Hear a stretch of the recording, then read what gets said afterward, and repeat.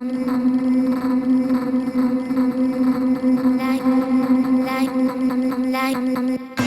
wide awake, I can sleep tonight. Staring at the ceiling like a restless child. Cause you're running around telling all these lies. You're telling all these lies, boy.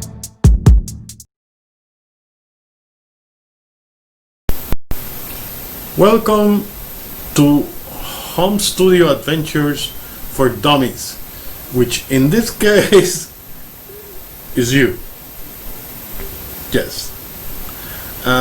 Maybe you were expecting a much older person, like the owner of this channel, but he is away around the house looking for his medicine bottles.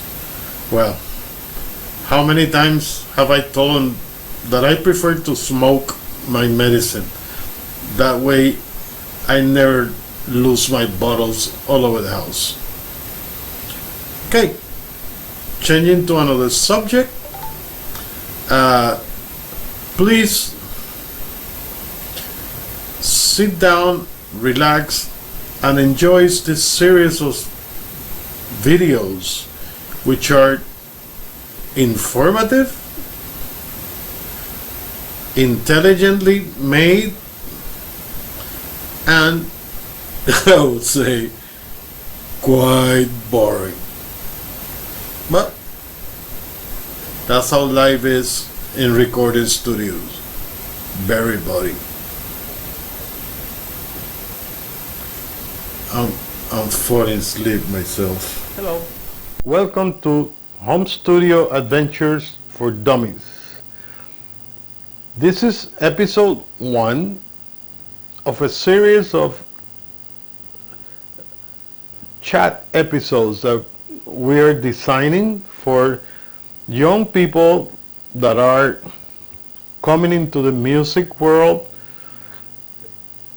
with their own ideas, and older people that want to experiment with sound and with music. If you are an aspiring sound engineer or producer or something that requires more intensive training, this is not the channel for you. This has only the purpose of kind of inspiring you to explore beyond your present situation and see what you can do with either little equipment or a lot of equipment, no money, a little bit of money, or maybe a lot of money. But first, we have to know what sound is. So let's go through a little bit of a boring lecture on what is sound, and then we will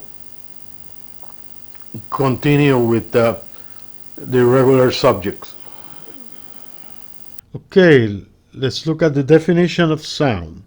In physics, sound is a vibration that propagates as an acoustic wave through a transmission medium such as gas, liquid, or solid. For humans, sound is the reception of those waves and the perception of the brain of that sound. So, sound is a type of energy made by vibrations. Think about this when we later talk about music.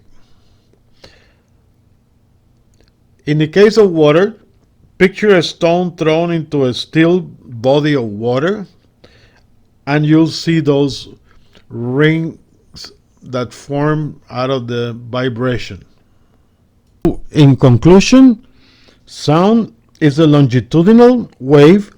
Sound needs a medium to travel, and waves have volume or amplitude, frequency or pitch, and wavelength, which is speed. Think of a sound wave as a conga in a party.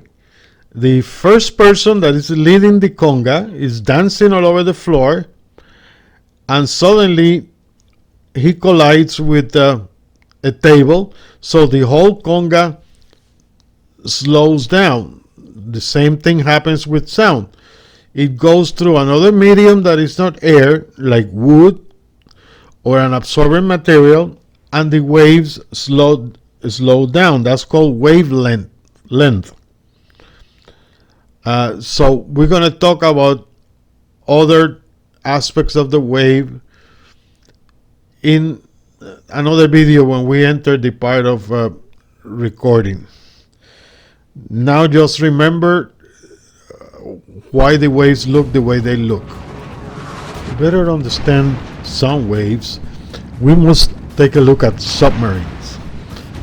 Sound moves in dry air at about 330 meters per second, and it moves faster in the water. So submarines carry a piece of equipment called sonar, which they use to their advantage to locate enemy vessels. Why they can do this? Because the sonar, as you will see pretty soon, sends a sound signal to the enemy vessel, and it bounces back to the submarine,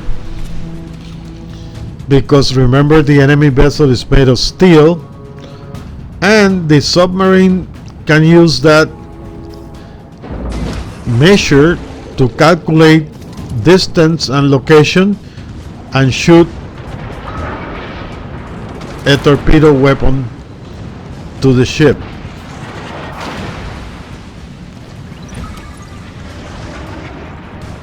By the way, this is the game of World of Warships, and we'll be talking about music for gaming later on, so think about this for future episodes. Okay, thank you for listening and watching our video. I hope that you like it. So if you like it, please subscribe for some more, or press like, and we'll see each other again pretty soon. Goodbye. I'm awake. Yes, I'm awake. Well, if you like the video, please subscribe and like. After all, that's all the guy can do. So don't expect anything better on the next video. Well, they're made for dummies, so I'm sure you will come back. I'm gonna go back to my meditation